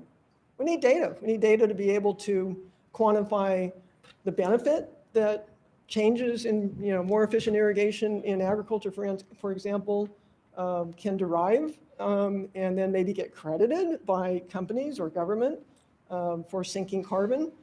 This is very important. Third, water and energy pricing policies for emerging market trends. That was also evident both in the numbers and in the conversations. So that was one kind of bucket of themes and trends. And again, there's 60 pages of more detailed information to go through in the report. Just, we've only got like 15 minutes here to synthesize this. So the other theme that really came out was in the challenges part, when we asked folks and survey respondents replied, what are your technology-related challenges with irrigated agriculture and landscapes? And as you can see, this bar chart corresponds to this challenges question. How important are the following irrigation technology-related challenges to your work? An overwhelming majority of the folks, the 414 people who responded to this survey, said that incorrect use was very important or moderately important as a challenge. Incorrect use.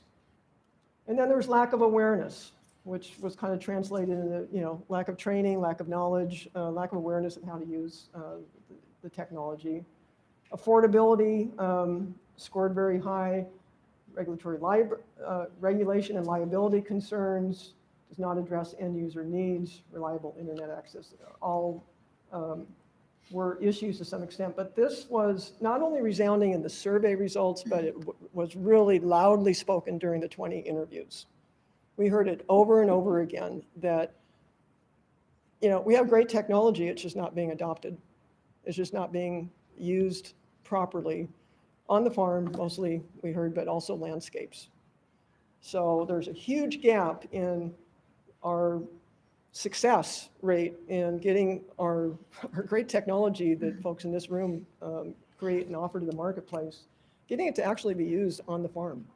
There's all sorts of different reasons for that, and many of us know them. But those were really, really spoken loudly. And you could say that workforce training and aptitude kind of came out as a major reason for this. People either hadn't been trained or weren't really capable of handling, the level of technology that's being handed to them on the farm sometimes, or the landscapes. So what we ended up discussing with folks is what can we do about this? Where could we work together to solve this problem? And to innovate, we're the Irrigation Innovation Consortium, so we need to innovate on how we educate and train folks so that we can get this adoption rate going at a higher and faster and more successful pace. We also heard a lot about developing standards and curriculum. We can't mass educate unless you have an even bar and even standards that you're educating to. As it stands, everybody just kind of does their own thing. Every state, every university, every region kind of has their own program. And one of the conclusions that we kind of drew was that there's a lot of opportunity in finding some successful ones and then duplicating and replicating them around the country. And that's kind of increased workforce development programs. So you may not think of that as research per se, which is kind of what the IIC is all about, is, what kind of research do we need to conduct? But I would say that perhaps we need to redefine the definition of research or how we fund research. Right now, from the results of this, I would say that we need to put more effort into integrating the technology into the end user realm more successfully and increase the adoption.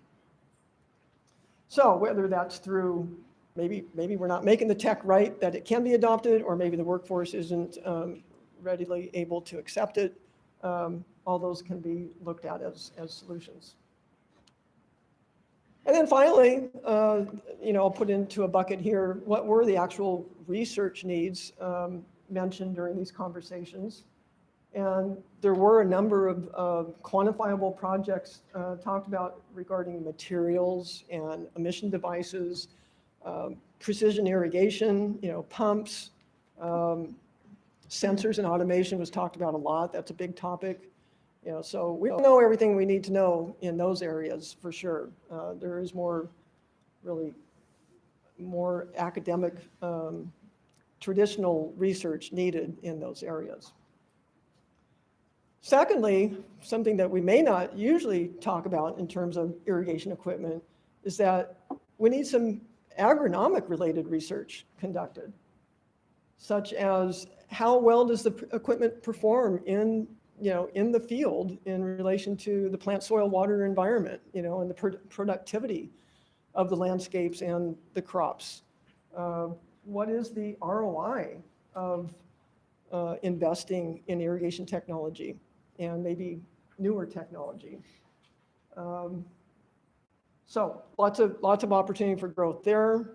And I would say that this agronomic piece is a key piece missing in order to get the adoption piece fixed.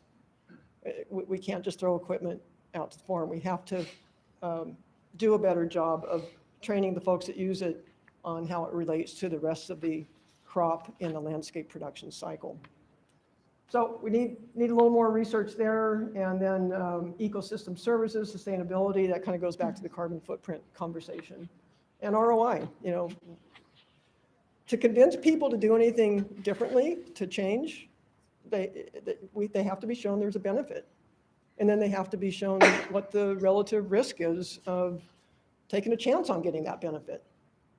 And it just isn't clear to a lot of folks. And we talk to farmers too, so, and many in the industry, have direct relationships to farming. So they're speaking from several hats. I'm an executive in an irrigation company, but I also have a partnership in my family farm too. So they're very, very closely related to the actual application. So those are kind of the three buckets that we discerned. And I show this slide not so that you can read it, but just so that I can tell you and thank Deb for saying, hey, folks, I would like to get the raw data because I have a different way that I'd like to look at it that we hadn't already presented in our draft report, which she was reviewing. So we provided the numbers, Amy provided the numbers, and Deb resorted and looked at it with a fresh set of eyes and came up with a column here that showed which of these particular topics really scored the highest when you looked at it as they got the most very and moderately important marks. And so it's a new way of listing the results, and I thought it was very useful, and we'll probably add it to the final report because the draft report is what you have in front of you.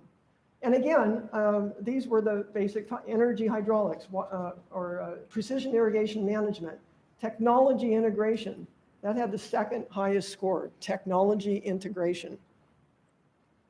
Precision irrigation, uniform water application. You know, we know that applying water uniformly is what we do in the irrigation industry. I mean, that's what we're selling is water application uniformity.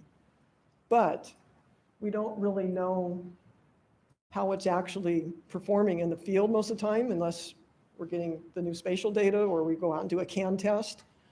And we haven't gotten really good data on what that TU actually means in terms of, increase in ROI, increase in profitability in crop production. We anecdotally in the field speak of, if you get a 10% DU increase, you can expect, probably a 10% yield increase for a farmer. And they pretty much accept that. And sometimes we can actually have conversations that prove that. But there isn't any academic research to that.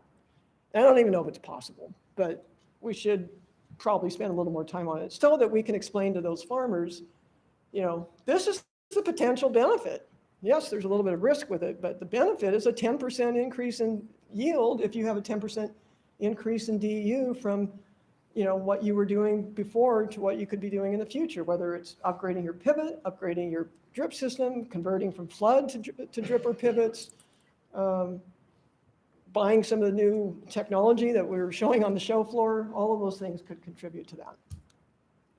So this is only available in this slide deck at the moment, and I'm happy to make this also available in whatever way that we'll do that. And we'll probably incorporate that in the report. So I thank Deb for taking that look at it. It takes a village, right? All right. Potential project ideas. How am I doing on time? Maybe 5 minutes? So we listed in the report 26 distinct project ideas that came about in the course of these conversations.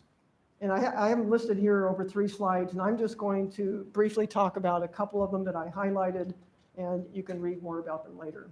So the first one that really resonated with me was this idea of water use efficiency, which is WUE, and resource use efficiency, RUE, by crop methodology, by irrigation methodology by crop. So what that means is if you have basically gravity or sprinkler or drip irrigation, those are the methodologies, what is the crop per drop, if you will, result of using those 3 technologies on specific crops? Corn is the huge one that has probably the most acres, or if you're in California, almonds are 1.5 million acres. But whatever that crop is, what is the actual real benefit in getting more productivity from the land and from limited resources, going from gravity to sprinkler to drip? And I'm sure that there's landscape applications as well. And another one I mentioned before, what is that relationship between DU and ROI? We know in industry that there is a relationship there, but we don't have numbers to prove it. It's mostly anecdotal information. And then another one that we don't know nearly what we need to know is irrigation's role in soil carbon storage. And believe me, there's going to be money attached to that here in the future, because agriculture and our landscapes, the economic benefit of our landscapes is going to be a key, in my opinion, mitigator for climate change. So, and I think there will be people willing to pay for it. This one came out probably a couple times, third-party validation of manufacturers' technologies.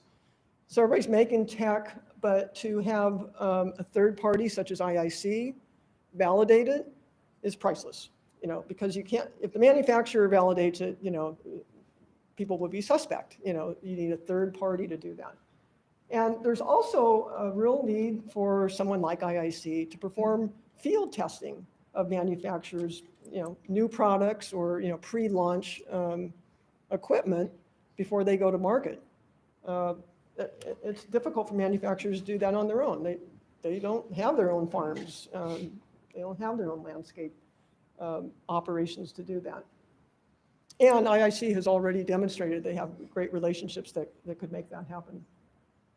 And then developing standards and improved training curricula. That really resonated with me because I hear it over and over again. I've spent a lot of my career doing that. So that's a, you know, that is a real need that nobody seems to be able to have done on their own. And that's where I see a consortium like this, the IIC, providing benefit to its membership. We should be doing things together that no one can do on their own. You know, so think about what you've had listed on your R&D wish list for the last 40 years or 30 years or 20 years that hasn't gotten done. You know, you want to do it on your own because, you know, we are, you know, X company and it's proprietary knowledge and we want it, you know, we want to invent it, we want to keep it to ourselves because of the benefit, the economic benefit. But there's some things that just aren't going to get done on your own, and it's going to need a collective effort to tackle some of these things. And believe me, I don't think any individual member of that effort is going to suffer for it. You have nothing but opportunity to take advantage of it. Last three, a sensor set that measures nitrous oxide in the soil to be used for the carbon market. That's really, really specific. You know, so maybe a Jane or a Toro or an Edifim or a Rivulus or a Hunter or a Rainbird or a Valmont or a Rinky or a Lindsay. Did I name them all? Did I get it? Did I leave anybody out? Am I going to get shot? The big 10 or so, Arometer and Maisie, you know, maybe somebody can develop that on their own and have a corner on the market. Or maybe we can all help some university figure that out, get it on the market, and then we can all use it to help sell our individual branded equipment. But that'll be key to help farmers get paid for sinking carbon into the soil. We need that instrument. Nobody has it yet. Okay, marketing data on crop production, landscape management, trends. You know, this is more of an economic thing. One of our interviewees was, you know, president of a very large irrigation company, and they're saying, we would love to have that data to know where to invest. We need to know where to invest. Partnering on grant proposals, you know, that's just finding other sources of money. We can't entirely depend on, you know, FAR, for instance. There's other grant money that we should be getting into this fold. All right, so, you know, with all these compelling reasons to conduct research and get partners, why isn't the IIC just overwhelmed with membership requests and flush with money and you know, hiring 20 more Georges to do more research and stuff? Because a lot of people have concerns about proprietary information. You know, a third of the people, or 38%, didn't really have concerns about partnering, but 62% did. And manufacturers, again, in particular, were very concerned about the proprietary nature of their data. So folks, if we continue to be really proprietary and just looking out for our own selves, we might, you know, come to a day when, yeah, the farmers aren't, you know, there's water scarcity happening, their acres go out of production, and we're not gonna be able to help them, and then we're not gonna have anybody to sell to. So maybe if we work together, we can help solve these problems and keep a healthy, thriving market. And food on our table, that would be good too. Okay, just as another example of how this data can be crunched into, you know, sliced and diced into different views depending on the viewer's desire.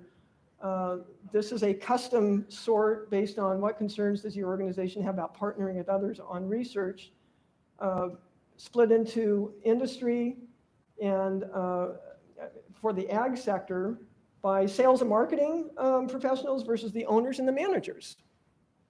And it's kind of funny because the last one, our technology is proprietary, was overwhelmingly a concern by the sales and marketing folks.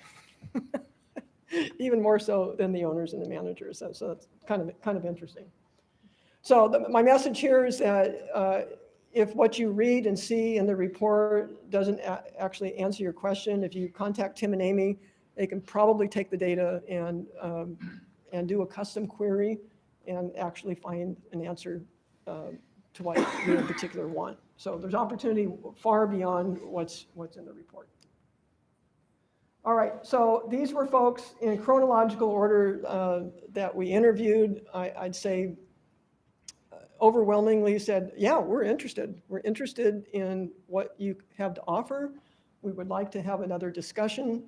And it's very diverse. It includes irrigation manufacturers, it includes academia, it includes government, it includes consultants, it includes nonprofits.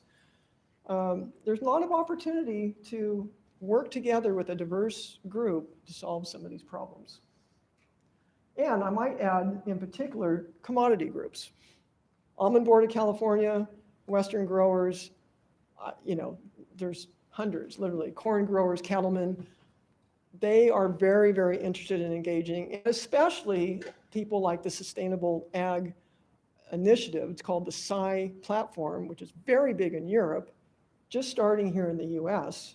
People like that are very interested in partnering and finding out how we can quantify the carbon benefit of farming and irrigated agriculture. All right, so in summary, we've come a long way, but we got a ways to go.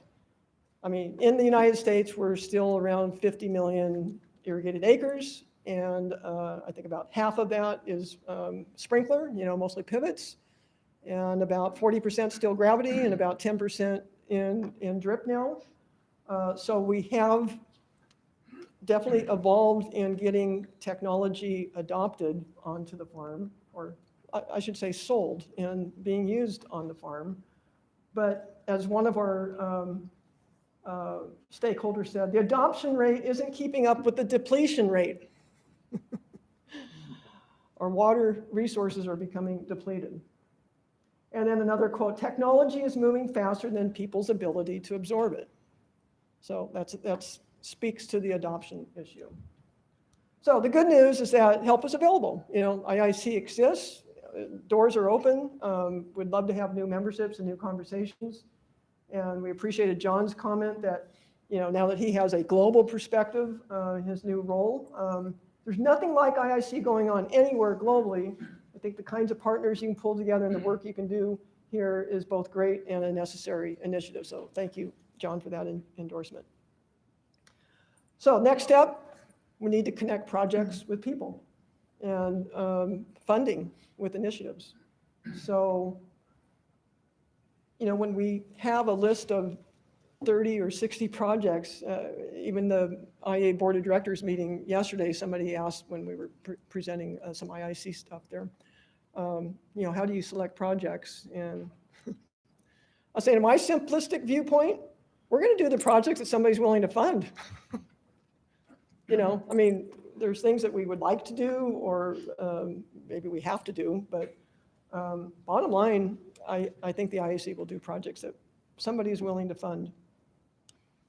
All right, so acknowledgements again. I'd love to thank especially the interviewees for sitting through an hour conversation with Tim, Amy, and I. But it was highly informative and enjoyable for us, and hopefully for you too. The CSU staff, the IA staff, Deb and her staff again for supplying this huge mailing list that helped us tremendously, and for reviewing the report and providing input. IIC task force members, IIC executive committee members, which is you all, the industry, Eric, others, and all the survey respondents, all 414 of them. So I think that's a wrap on that part of it. Are we doing okay? My goodness, we've gone long. So Are there any questions for I'll say Engi? we can open it to questions. All right with that? Good. Can we go have some cookies? John? Maybe this is something that we discussed as the future of IIC, but you just listed 26 potential projects, and I think you highlighted what, like 9 you highlighted and went through. They just resonated with me for one reason or And another. that's great. Yeah. I think what, Can you reiterate the question for the live audience? Okay, I'll let him finish the question and then I'll repeat. I think from industry's perspective, okay, you've listed out the results. What are the next steps? How does this translate to research? We're gonna have a call for something soon, supposedly. Right? Do these things need to be reiterated by industry to say we want to do this? Is this something that you're just gonna do on your own? How is this moving forward? What's gonna happen now? Okay, so the question from John Farner with Netifim is, what is the next step? How do we move forward with doing this research or moving forward with this research? In my view, I think IIC needs to sit down with at least these 14 people who expressed interest in partnering and immediately follow up on those conversations and identify what you would like to do, how much you're willing to pay or contribute or engage, and become members and partners. So the first step is to get more members, define what they want to do, and perhaps there's 2 or 3 or 4 or 5 or 6 or 7 that during those conversations express the desire to do the same thing. Maybe 6 or 8 of you would love to know how to quantify the carbon footprint of irrigated crops in gravity versus pivots versus drip, so that we have quantifiable data, because we're not going to pay farmers to sink carbon for just doing what they're doing today. The rules are that you're going to pay them to sink carbon for doing something differently, for improving their current status. So we need to quantify that. And I bet everybody, on that show floor would like to know that. And, Tim's email box ought to be lining up with, okay, how do we get involved in getting that data so we can all use it individually in our own marketing efforts, just like we did with the Drip Micro Payback Wizard. We all collectively, we were all competitors, we all developed that, and then we all went off and marketed it under our own logos individually. There was one version that had all the logos on it that would reside on the IA website, and nobody ever used it. Everybody wanted to use the proprietary version of it, which is fine. But collectively, you all contributed to make that happen. We all contributed. So I would say that's the next step, John, is Tim and Amy and staff are going to follow up, I would hope, with these 14 would be I'd go after those because they expressed interest, Right, and we have a process in place as well. John, I think last year you're aware because you were part of it with the IA. We had a selective or a competitive call. It was a public domain call. And we had criteria that we have listed in conjunction with our executive committee, with the FAR, in terms of how we see research priorities. We are reevaluating that process as we speak. Part of it is actually informed by the survey, informed by the work that George presented. So that's a sort of the end point of this process is what do we prioritize and fund in the next year's round of funding, but also a longer term research agenda. And that really is the outcome and the real purpose of all this body of work here, is to help us prioritize and inform, and also to help us revise our process so that we have more effective results in the long term. So, long way of saying we're on it. Thanks for the question. Your phone should be ringing soon. John? Yes, Jim. Yeah, Iggy, so, Maisie lives in the water treatment, municipal water treatment world, and the pool and spa world, as well as the irrigation world. Is there any plans for the IIC to do certification similar to what NSF does?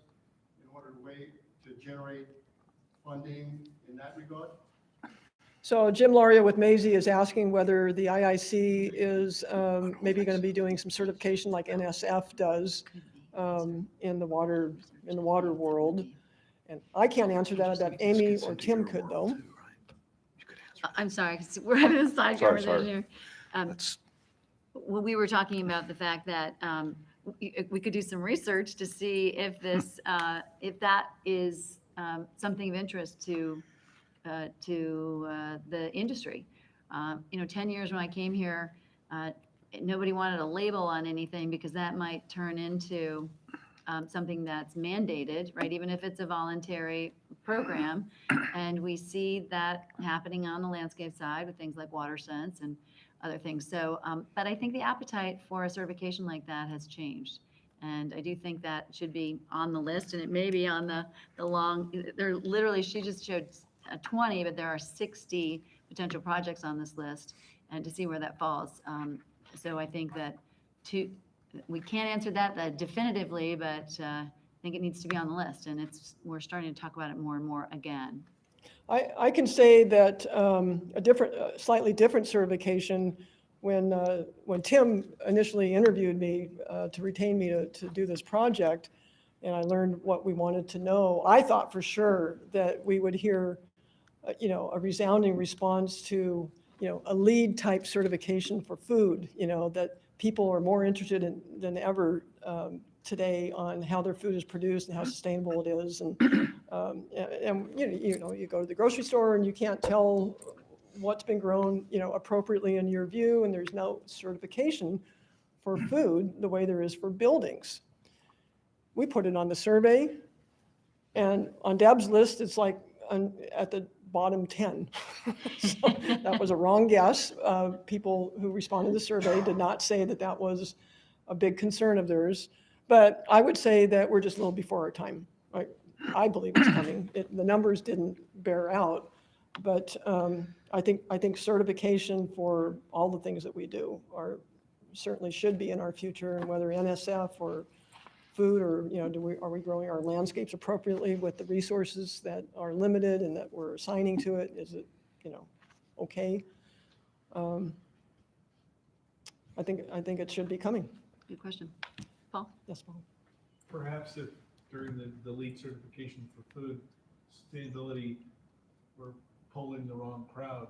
Mm-hmm. Perhaps if we were to poll a group like Western Growers, you may have a completely different outcome. Yep. Yeah, and I think, a lot of that ultimately will likely be driven by consumers. Yeah.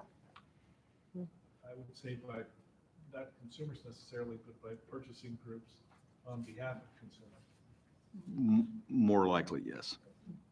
That's a comment that was echoed by Nick Betts from Sustainable Ag Initiative. He very much said that. He said in this case, when we're looking at natural resource concerns and water used to produce food or sustain, water to produce food, he said it's really the shareholders of major food production companies. They are terrified and they do not want to have to bear the cost of supply chain disruption from the food production side. And that water scarcity constraints and disruptions in severe weather are a real concern of theirs. They don't have the time and the ability to resource food. They want to make sure that the irrigation works and that it sustains a constant food supply. They're also concerned it's a national security concern. There's a whole range of things that their shareholders are demanding in terms of ensuring constancy in supply. Irrigation's role that is only increasing. So let's get their money. Yeah, so that's the Coca-Colas and the General Mills, the major, all the food vendors are in this SCI platform. And actually, I think Netafim's in it too.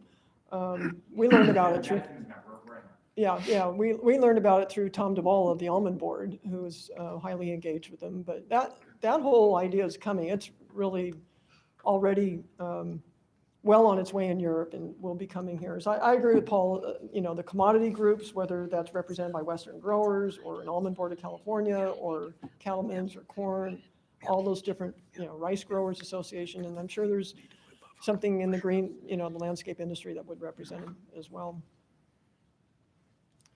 Any other questions? I would, excuse me.